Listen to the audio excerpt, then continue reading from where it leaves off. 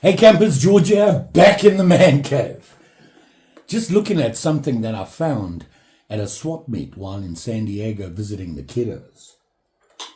This guy, it's a Zippo, needs a shine and a slip. Let's check it out.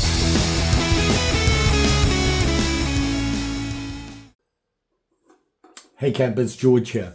Before we go any further with this video, there's been some confusion on my part. When I made this video, I looked up the history of the USS Kidd DG-100.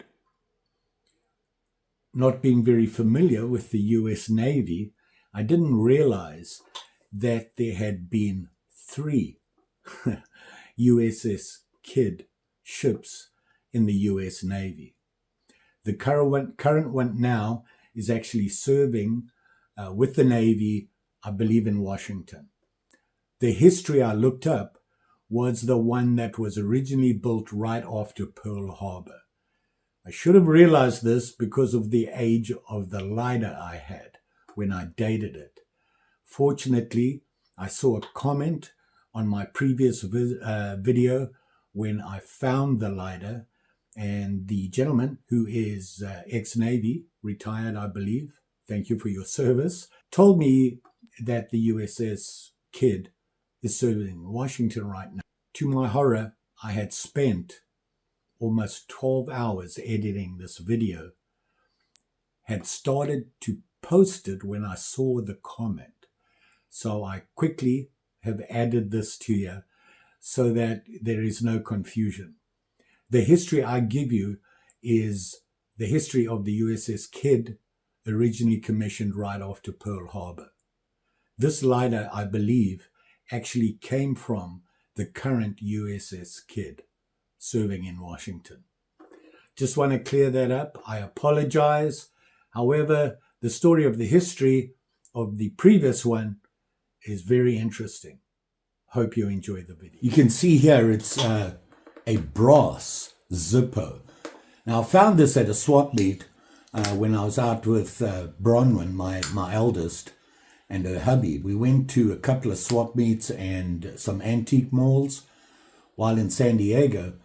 And at the Kobe swap meet, I found this guy. The reason I got it, the price, was good. And I don't have a brass Zippo. Now, this one's fairly old. If you look at the stamp on the bottom here, you can see it there. And you can see it's a 2010. And it's well worn. You can see it needs a little bit of love. Now, it is a full-size Zippo.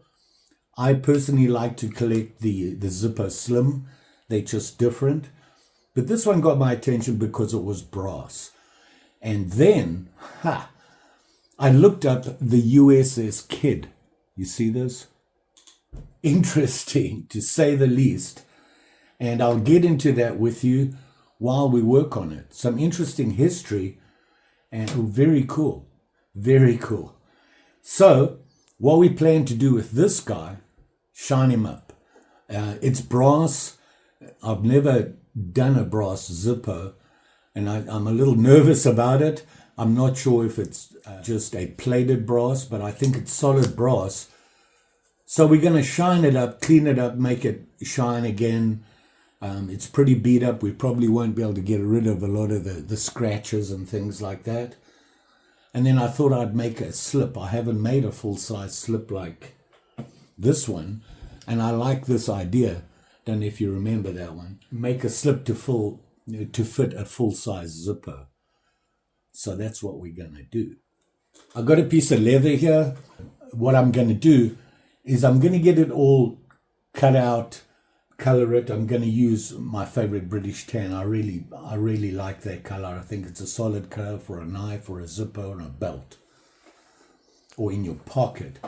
So I'm going to do that first. I'm going to cut it out and get it colored and get it ready to be stitched and whatever. And while we wait for it to dry, we'll work on this guy and we'll polish it up. The great thing about it is it actually flashes. It's got a flint, and it's got everything it needs. Just, I'm hoping all it's going to need is a little bit of juice and it'll work. But we'll see. If not, we'll figure it out. So here we have him here. And what we're going to do is make that slip. And we're going to have to measure it up. The trick with the slip, my thoughts on that is, when this is in your pocket, if you slide it in there, it might lift this.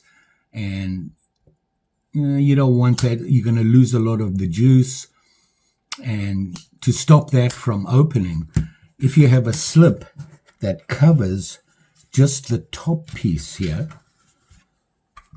like that, so there's enough to grab it, and it is slippery. Most zippers are. To try and pull them out is really hard. We'll cut out a piece here so you can push it and it pops up and you can pull it out. But the main reason is to cover the zipper so that the lid won't pop open, kind of like that. So that's what we're going to do. We're going to make some measurements and we'll do that. And while we do that, I have a piece of paper here. I looked up the history. That was interesting, very interesting. Some fun stuff to know about the USS Kidd. And I'll go through that with you while we work on you so you don't get bored. You can listen to my little story. Let's go. Just going to sharpen my pencil here. You can get some nice clean lines when we mark it out. How many of you remember pencil sharpeners at school? This is more fun though. My duk-duk. Pretty cool. Al Baraka. Now this is a slip, so we don't have to form to the lighter. It's just folded over and stitched together, actually folded over. Like this, so I just need a length on it here. And I think I'm just going to cut the whole thing down at the right width and we can trim everything to match.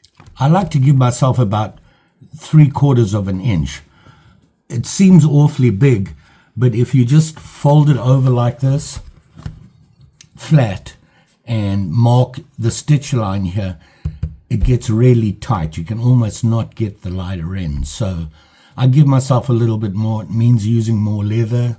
So I'm just going to start off. I normally do about 3/4 of an inch here on either side, which gives me plenty of room to work with because I'm lazy and I don't want to work with tight spots and just make my life hard. I'm too old for that, allegedly. Then the width of the lighter. So I'm going to say 2 1/4. There. The easy way to do it would be to just measure the whole length, but I like to know where the lighter is going to sit. So that's why I put the lines on.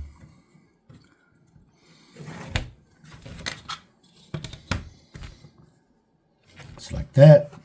That'll go there.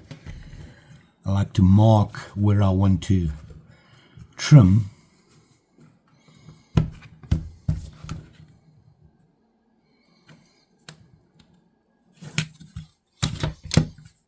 Put it there. If I fold it up, we got plenty of room there.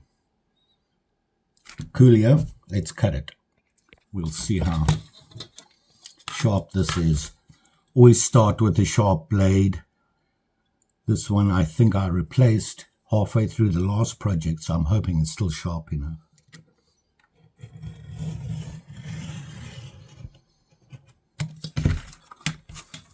Now we have it in here. Let's see how we do. We got plenty. Okay. Maybe even too much. So I'm going to bring it down to about there. Huh. Look at that. I measured the wrong measurement. I was right in the beginning. Tut tut. So that's where I'm going. To there. And just enough there to stick out. We might even give it a little bit more, I think. What do you think? Actually, it's going to push up. So we'll leave it there. When I say push up, when you have a piece of leather this thick, To flatten it out, look what happens at the bottom. You've got that whole thingy there. Now, the way to get around that, to make that go again a little bit tighter at the bottom there, is you just scrape out some of the leather and just make it thinner there, and it closes better. I'm going to do that now. Make sure we have the right measurement we want. And I'm going to say right there. 2 1/4 seems to be a common measurement here. I should write these down, I never do. So I just want to scrape that out there. Check it again. Why? Because I don't trust myself.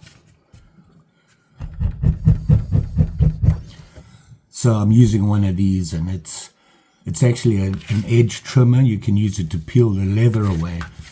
I have 2. This one is not as sharp as the other one, so I use this one just to dig the leather out like this and to make it thinner at the bottom. And you can see I'm just gouging out leather.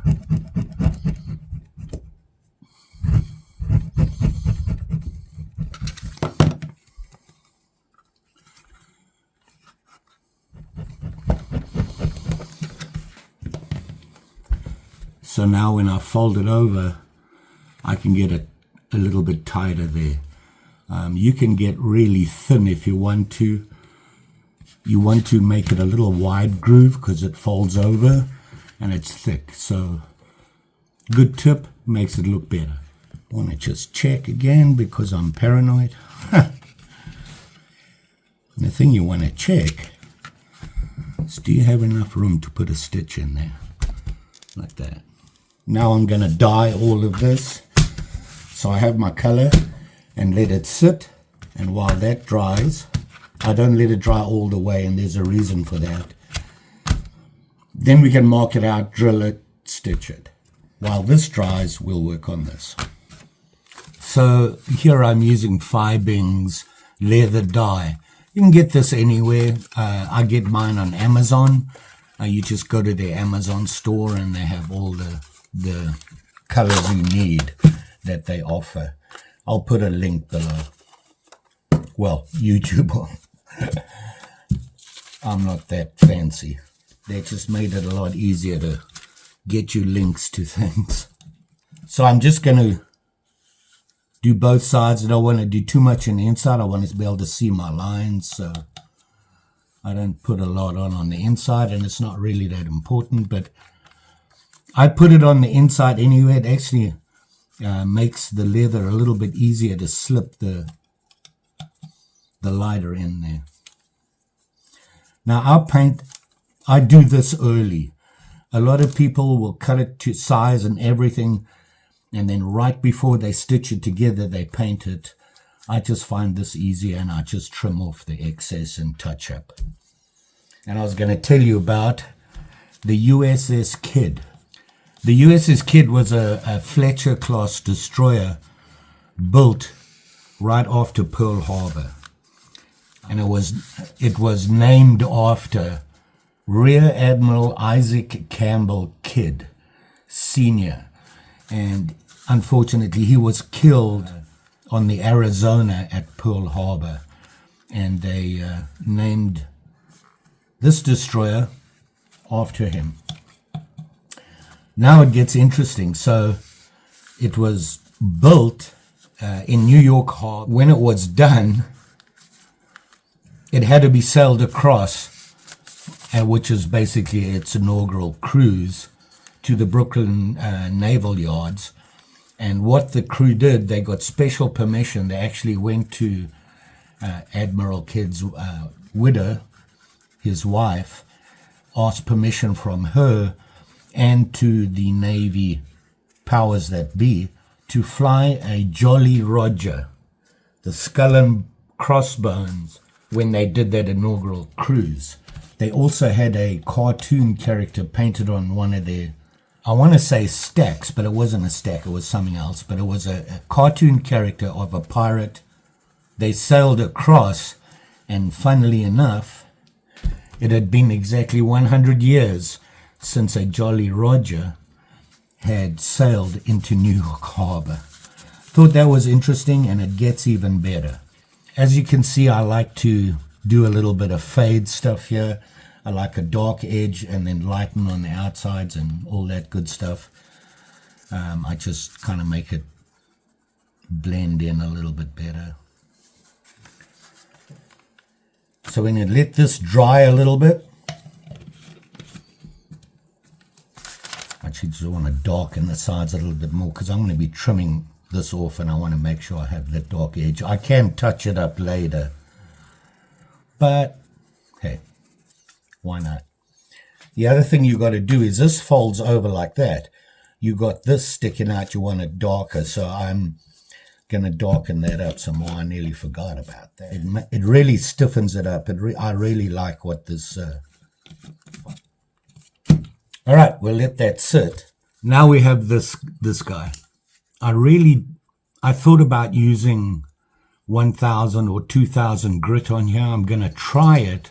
I think on the bottom here, just because I'll be able to clean that up. And I'm going to try the 1000 grit, see how it does, or the 2000, and see if we can get it to shine. If not, we'll just get it to shine as much as we can using mothers and that sort of thing. So I've got some 2000 foam backed grit, and I want to see how well it does. It does clean it up. Wow. And this was 2000. Huh. Look at that. Huh. Maybe I'll just do that. The 1000 might be too much. We just want to get to, the fading of the brass taken care of and just bring it up again. I don't want to do too much because I don't want to mess this up and that sort of thing. So just going to light. I want to just check the top here. If I do this, what's going to happen? Yeah, that's what I thought. It's taking off the flag. So maybe on this front we'll just have to use mothers. Everywhere else we can use the 2000. So I'm just going to work on this and tell you a little bit more history on the USS Kidd. So when it was commissioned and all the work done at the naval shipyards, it was sent to join the fleet at Pearl Harbor. And it went out into the Pacific with the fleet.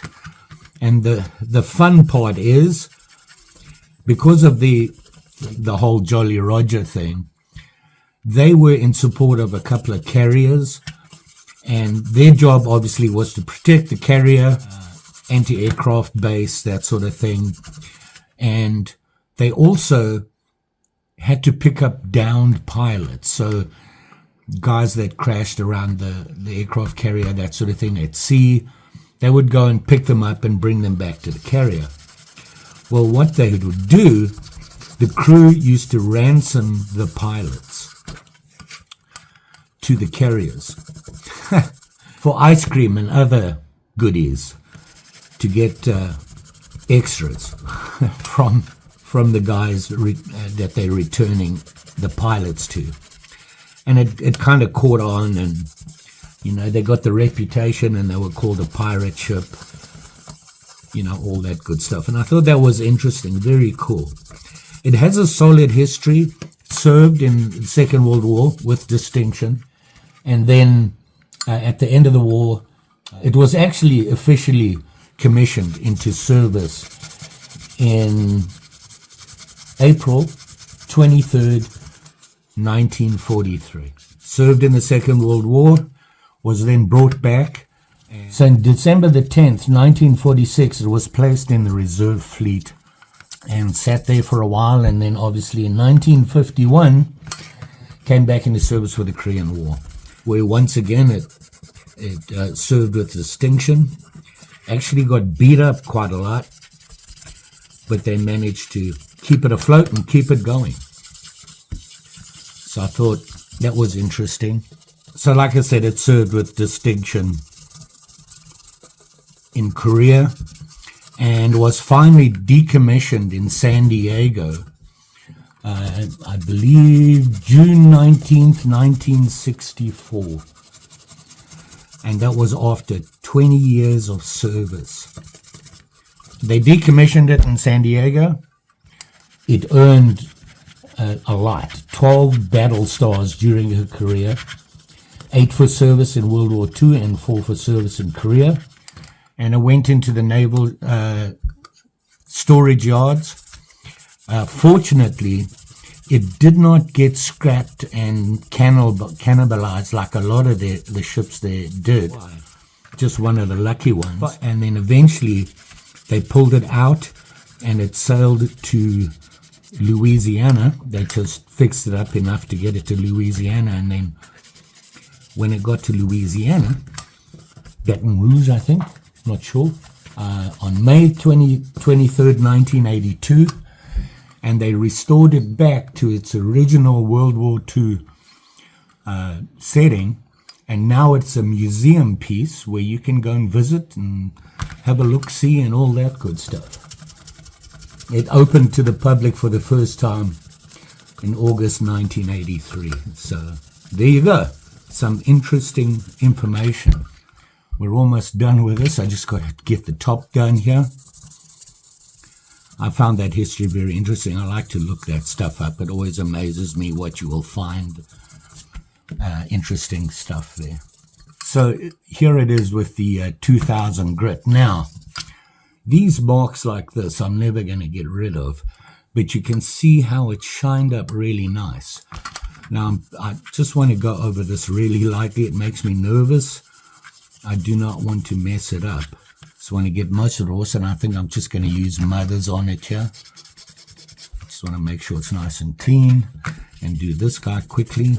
Nobody's going to see this, but hey, make me feel better. Give it a quick rub, and I want to clean this part up, which everybody sees.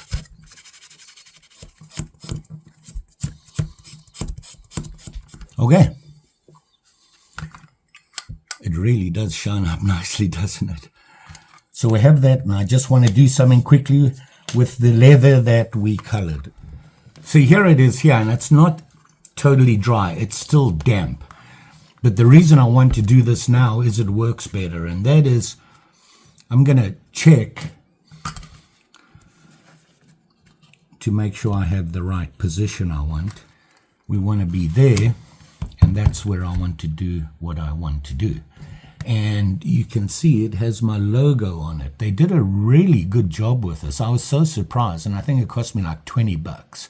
What I do, instead of burning it in, I use a vise. Yep. We're going to put it in the vise and press it and leave it there and let the leather dry, and hopefully it'll come out. Now, there is a correct way to do this. Obviously, this is not. You should get a real stamp. I tried and failed miserably to use this as a stamp, and we're going to let that sit for until it's totally dry, and hopefully it's come out. But as I was saying, I couldn't get a stamp to work for me. I don't know enough. Maybe I need to talk to the leather expert guys out there. There's a lot of them. Okay, it's been a while. It feels a lot drier. Let's see if it worked. It really works well when I do it this way. Now we've got to mark it out, cut it out, stitch it, and all that good stuff. I like this stuff. It's a glue, material glue, and it really works well. The nice thing is it's almost instant, but it's kind of a rubberized glue. Works pretty good. Now you can see I put it on. As soon as I put it together, it's going to stick. I do this because it holds everything in place. If it doesn't work, you can tear it apart and it doesn't mess anything up. It's really easy to get undone. So I'm just going to line it up here quickly. do this. We'll get our two famous pieces of wood. Put these in here. Leave it for a minute or so, just to be sure. So what I'm trying to do is this. I really like this idea for a slip. And if I'm going to do it for my zippos, I want to be consistent. So it'll be the same style, just bigger. And you use this to get it out. And you got to remember, leather stretches over time. So it'll eventually get loose enough to pull out. But in the meantime, you can do that. And if you get water in here, it'll just go out there. So there's that. There we go, that's better. So what I'm going to do now is mark where I want the stitching.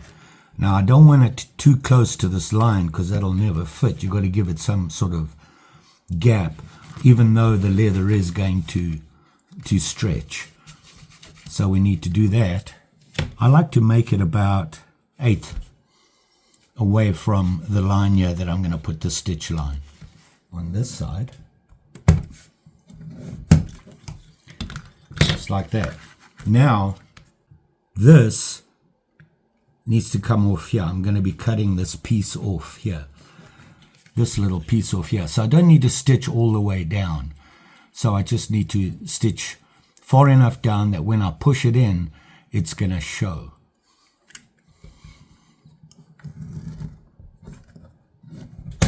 Now, I got to decide how much I want to take off here. And for me, it's really a guesstimate. And you want it at 45. So I'm going to go there. If it's too small, I can make it bigger. So now my stitch line is going to come down here and stop, and from there go all the way. Now I'm going to mark them. When I first started trying out leather work, I bought a starter kit, and these came with it. And here you can see these are your punches. Now, see how close they are? I discovered that when doing leather work, I like to use a thicker wax thread to do the sewing, the stitching. So I went online again and looked for another set that I thought would be better to use for that heavy-duty stitching. And I got this set. Now, if you want to know the difference, you can see right there. Quite a difference. Look how wide apart these are. And I prefer this. But I have this if I'm going to do smaller, finer work. When using these, I used to use these to punch the holes through. I really struggled with my stitching. Was really tight getting the thread through and that sort of thing.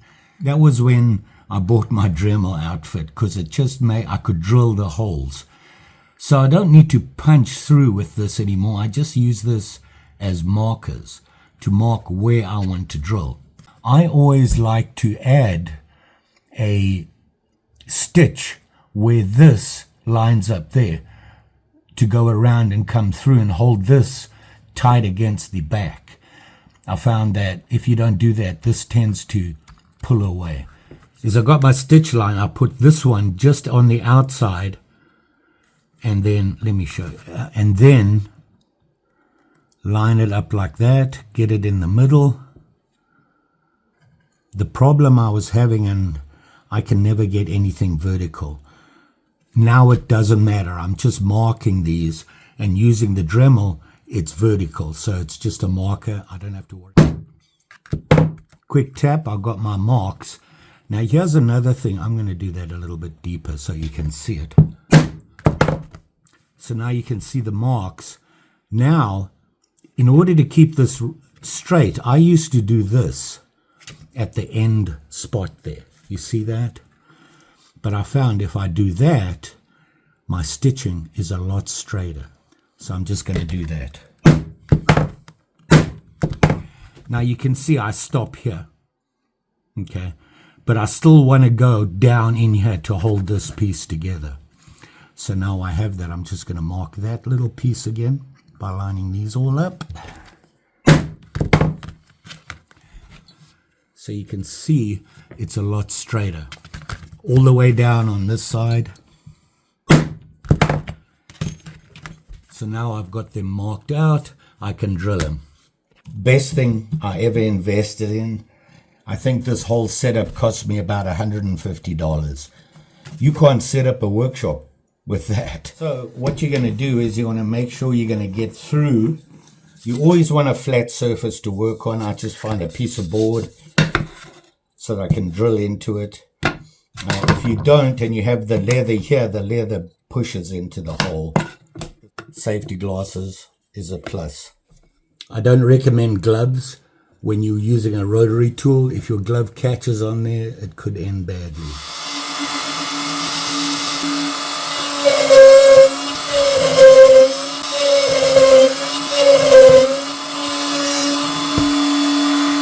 So I've got my holes drilled. And they're almost straight. Better than I can do by hand. And of course the boss is in to do the safety check. I buy these little Dremel sets of drills. It's a Dremel product and they have the sizes and everything. Work really well. You've got different sizes to match your thread and needle. Wax thread like this matches that nicely. I have a couple of different colors. You can get silver, orange, pink, green, purple, you name it, you can get it. And it's just a wax thread. And here's another tip. See this needle? See how pointy it is? Okay.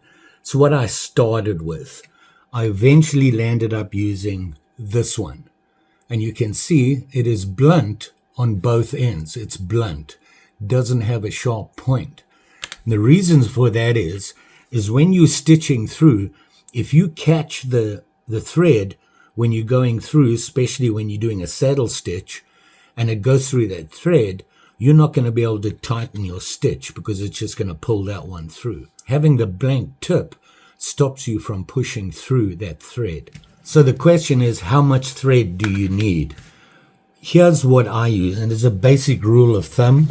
If you're doing a saddle stitch, here's the length of this run, okay? And here's the length here. I typically go 1, 2, 6, 7. That's the length I need for a saddle stitch, and I'm using 2 needles. And even though I go to 7, I think 5 or 6 would do. It just gets a little it just gets tight towards the end. I know a lot of you have seen me do this before. Here is another tip. You're going to thread through, come back, and go through it by pushing this through there. And it's, like I told you before, it's not as easy as it looks to push it through with the blunt needle, but you can get it through.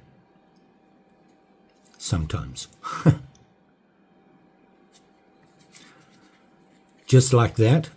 Pull it through. See that? And you can pull it up.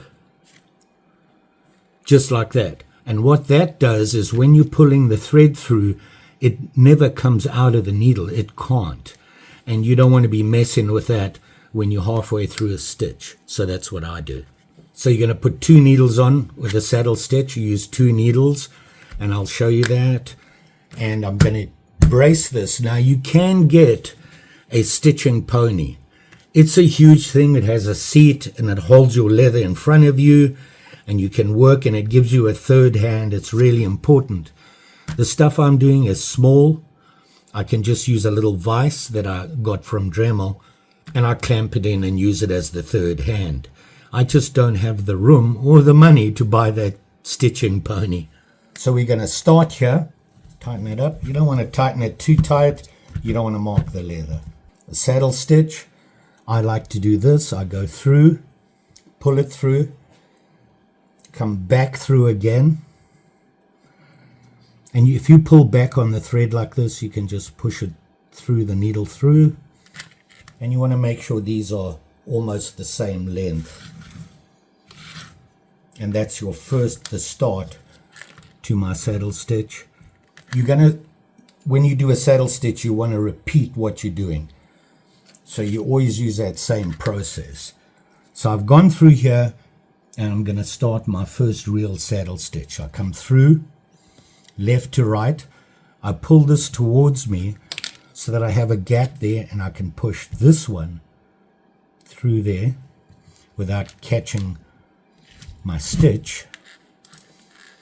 Give it a little tug, make them all consistent, and do the same thing again. Back through, pull towards me, get this one, put it in, pull it through, give it a little tug just to tighten it up, and back through again. And repeat all the way to the end. So here I am now, and remember I said I always drill that extra hole at the end of here. And what that allows me to do is loop it over and hold the end of the leather together on the backing. So look, my line finally came out after pulling it through too many times.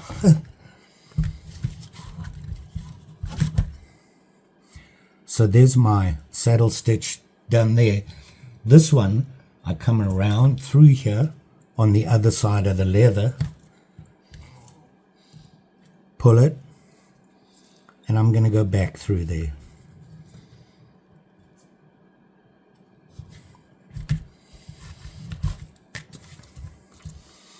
Like that. Now that holds this piece of leather tight against the backing. And you want to come back an extra stitch.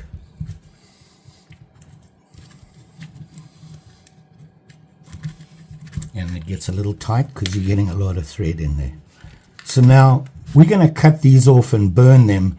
I don't want it on the front, I want it on the back. So I'm going to go one more. So like I said, I've got to get this through there. Now this came undone, which makes it kind of painful. But all I can do is cut this, and I want to come back this way, can put the needle through, just like that, and thread this piece into the needle and pull it through. So I just thread it through, and of course when I pull the needle, getting tight now because there's a lot of thread going through there. And now I'm on the back side here. Is just cut these two threads and burn them. Got a little bit extra there. Get a lighter, melt them, push them in. Because I came back, there's less chance of it coming apart. Going to repeat it on the other side, except a shorter run. Now I have to cut this piece out. Now I don't cut through both, I only cut through the top one. So when I'm cutting this, I have to be careful I don't cut the bottom. So the way I get around that is by using something in here to stop me cutting right the way through. And I put my ruler in there, all the way in, so that when I cut, if I go through, it'll hit the ruler. Doesn't do much for your blade, but it saves your leather. So I'm just going to cut through like that. You can see the ruler protected it. I didn't go through the back piece. Here you can see the glue that I was using. It's all rubberized like this, and it actually, if you mess up, you can pull it off and you're good to go. To work with, and now I can do my stitching. So there we have the stitching done. And now we're going to have to see if we can get everything to shape up the way we want it and make sure that that actually fits. It's going to be a challenge because it's going to be really tight. So let's see if we can get this guy in. And we're in. So there you are there. Okay. Now I can push it out here. Now it's really tight. You hear it? So for now it's tight. Like I said, the leather will stretch. Now if you don't have it tight to start off with, it's going to be loose and it's going to stretch more and it'll just drop out. Right. Now we got to shape everything and trim everything up and make how we want the back to be. I basically want the same thing. I'm going to have this little angle come up here so we can put the dangler on there. I don't know if you noticed, but my ruler actually has a cork backing on it. The reason for that is it stops it from slipping as easy as the plain steel. It's a great thing to have. So now we've got to get a nice straight cut down here, and you really have to press on your ruler. You don't want it sliding away from you. And my blade is really blunt. Should have changed it. Don't work with a blunt blade. It's dangerous. Things slip more. If you're not going to keep your blades and throw them away, it's always a good idea to tape them up. People dig in trash. It's always cheaper to get more blades than a new finger. Just saying. We now have it trimmed down, and I want to bring this up at an angle and punch a hole in there. I knew this blade doesn't feel very sharp. So now we're going to trim off these edges. I don't like sharp corners, so I like to just trim. Round them off a little bit. There we are there.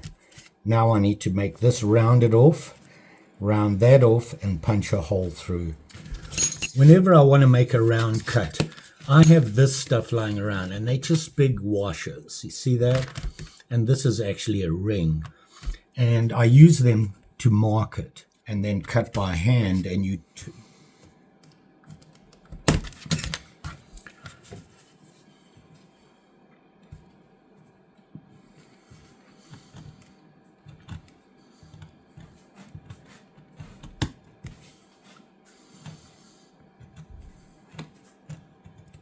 Now an easy way to cut a corner is you can cut it in pieces like this.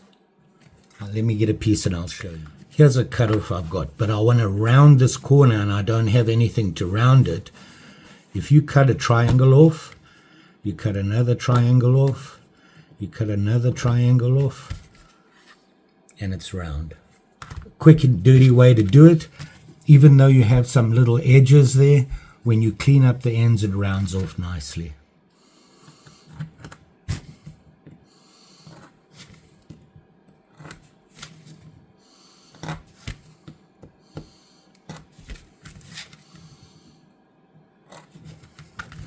Now I just cut little triangles off and got that rounded off.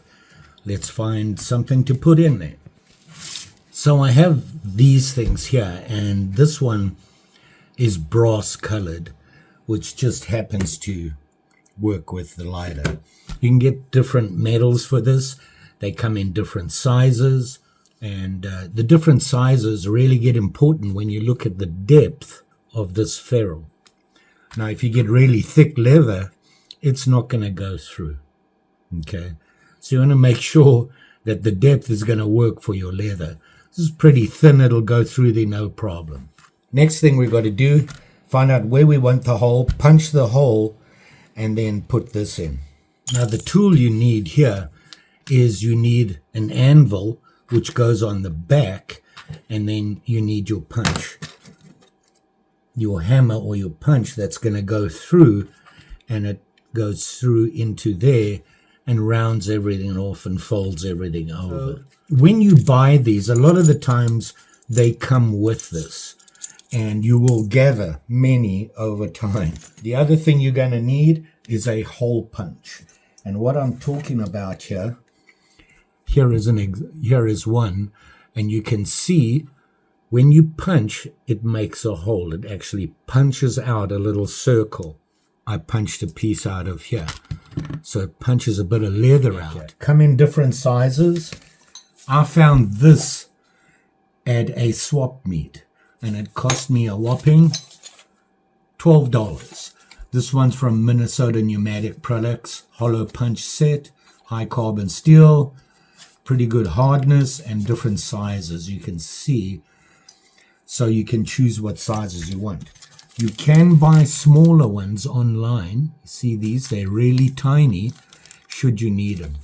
Choosing the right one is kind of important.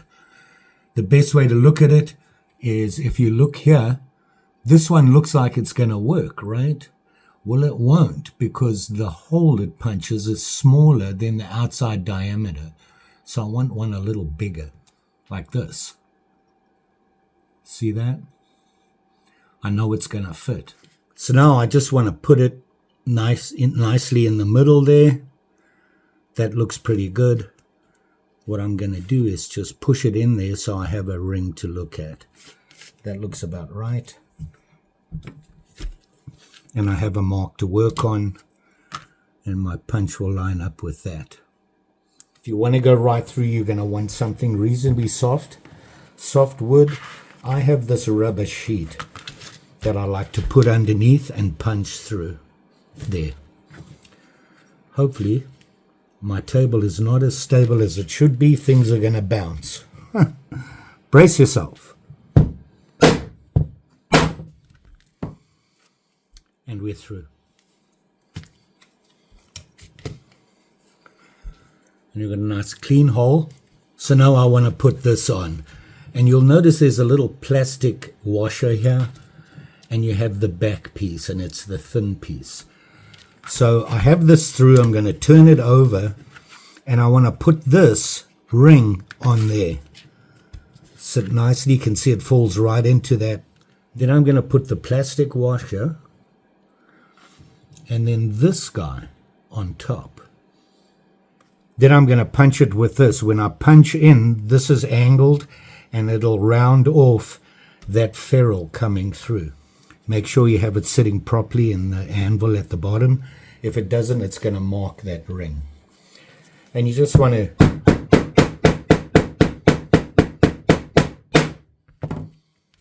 tap it around like that. See there? And there. You have our ring. Now you can put what you want through there. I just normally put a piece of leather with a bead on it, and everybody seems to think that's okay. And just so that you know, if you don't put something behind this and punch through here, that's what happens to your work mat. Oh well, what do you do? Live and learn, right? How could I forget? This is real leather. And look at that, it's almost a perfect match. And I can use it right off like this. This was sent to me by a subscriber with a bunch of other leather. And you guys keep me going. Like that.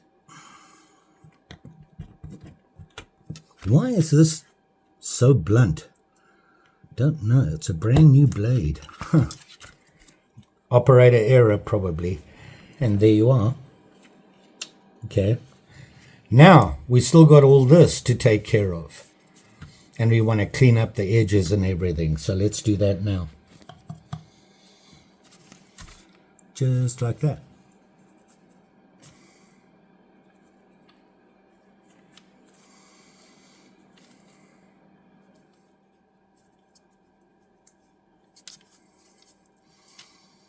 We're going to let that dry, and then we're going to use this burnishing tool, and I use burnishing gum. Now you can use, people use beeswax, things like that, to seal the ends of the leather, to stop it from getting dry and furry and not look very good. This seals the edges. I just use this because I found it online. It was inexpensive and it works. While this dries, you'll find you'll have a lot of leather cut-offs. Not sure what to do with them? Here's what I did. I took this leather cut-off that I had and practiced making a baseball stitch and put it as a cover on this. The nice thing is you can pull it back. And you've got a cover for your blade. You're not going to stick yourself, and then I can hang it on my tool thing. Okay, this is dried up. All I'm going to do is take some of this and just put it all along the edges. Now, you don't need that much, but it won't harm it. And you want it to soak in. Now, one thing I like to do is fill in this, because this seals everything and it makes this a lot stronger and easier to get the zipper out. Okay, so it's been sitting there for a while. Now this tool here has all these different sizes of slots in it, and they fit different ones depending on the thickness of your leather. I normally find myself using the big one and this one for just about everything. I think I get a better finish on it. And what you're doing is you just rub it in. I'm just forcing it into the leather and it seals it up.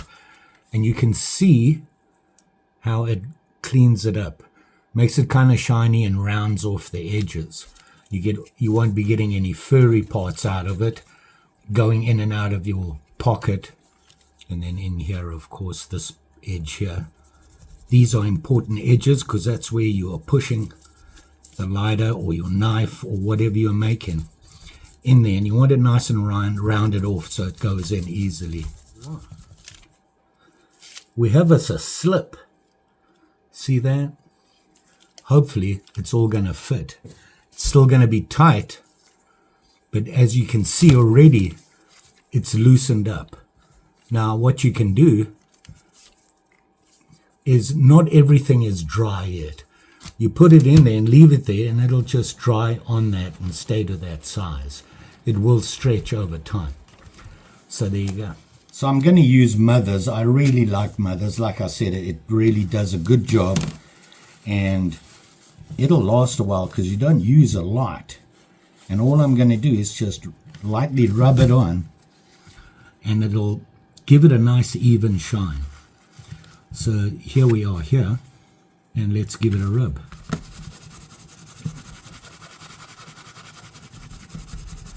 See that?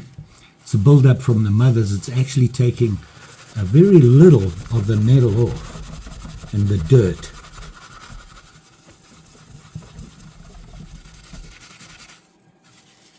See?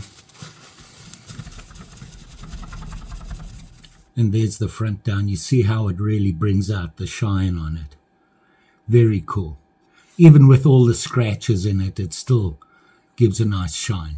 Now, I do have the Dremel, both a handheld and the one that I can take off of my stand or leave it on there and use a polishing ring with it.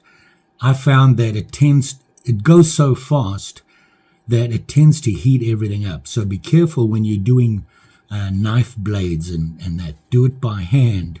You will never get it hot enough to affect it. With a Dremel, it's so fast, it heats up quickly. Keep that in mind.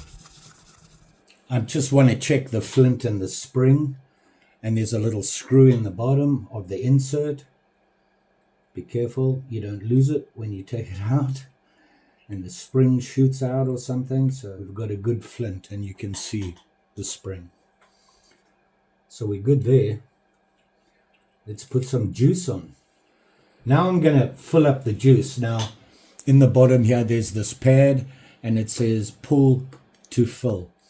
Pull it up and you're going to put your juice right in on there. I like to use what the manufacturer says to use. I figure it's the best stuff out there and typically not that much more money.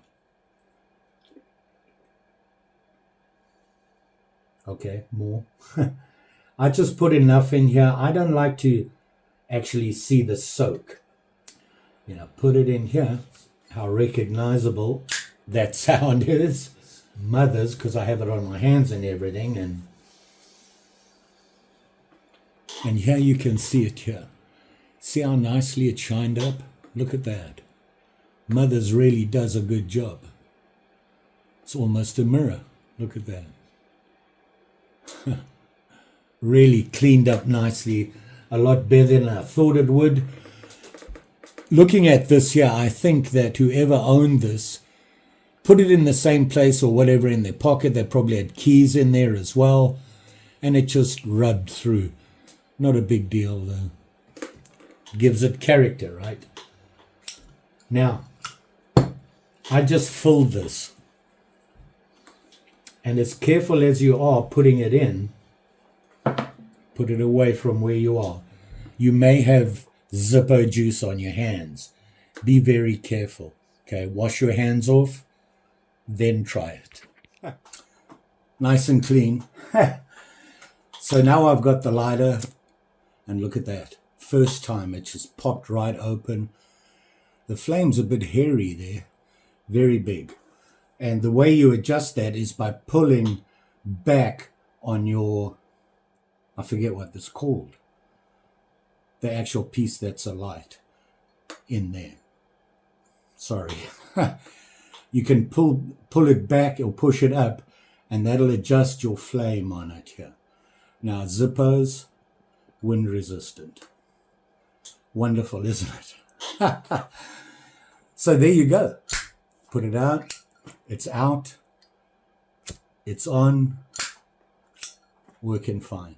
That worked out so great. I'm really excited about this. Like I said, I didn't have a brass one, and now I do, with a little bit of history behind it on the USS Kidd. This obviously came from the museum on the ship. Whoever bought it actually used it. So there you go. I'm assuming it came from the museum. Who knows? So there you go. And now we have the slip. You saw that. I love these little projects. They're quick. They're easy. It's not brain surgery to do this leather stuff. I am not an expert at all. I learned by trial and error, watching YouTube videos, reading a little bit about it, looking up information from manufacturers on their tools, on leather and that sort of thing. There is a lot to learn. Do you need to know it all? Not when you're doing projects like this. This is just a fun hobby project. My stitching is improving. Every time I do it, I learn something new. So it's a very inexpensive project. If you think about this, how much this cost me to do, I think I paid $10 for this thing, maybe. And all it needed was a good polish. It worked and everything. A lucky find. And then I made this. Look how much leather I used. And the biggest thing was time. And that wasn't even that much either. Started this morning, and right now, I spent about 6 hours on this project. And that's only because I have to adjust the camera, the lighting, yada, yada, yada, yada. So a project like this is less than a half a day project, and it's extremely rewarding. And all it takes is a little bit of practice. The tools you need are fairly inexpensive. You can't beat a project like this. I'm on a budget, a tight budget, and I can do it. I had to fork out some money, obviously, to do for the Dremel stuff and that, but that's my biggest expense. $150, and it's going to last me years and do everything I need for my projects. And of course, always be safe. Those little tips I gave you about a sharp blade, it's important. When you don't have a sharp blade and you're cutting through here, it's not going to cut and it's going to slip. Before you know it, you'll be stitching yourself instead of the leather. So keep that in mind. Just saying. My slip, I'm really liking these. And to get it out when it's stiff, you push up and it gives you more to grab. So I would just pop it up and pull it out, and here it is. Put it back in my pocket. The lid's not going to come up at all. It can't pop up, so you're not going to start releasing the liquid. It won't light or anything like that in your pocket accident. Can't beat it. I know it was a long video. I wanted to show you everything, show you some tips that I've learned, and hopefully pass on to you if you think about doing these projects or you, like me, a beginner leather person. Don't forget, like, share, subscribe. You know the story. Pretty sure I'll be back. Picked up a lot of stuff in San Diego.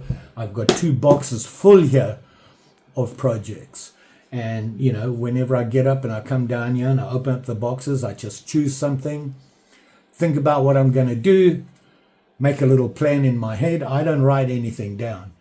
And you can see the slip here. Worked out very nice. Thanks for watching. Always appreciated. I really love hearing from you guys when you comment, give me a like, share, whatever. It all helps the channel.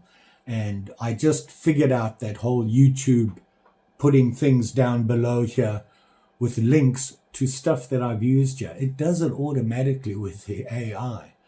I tried it. I just put it in there and it chose the product, found somebody who has it and listed it down there.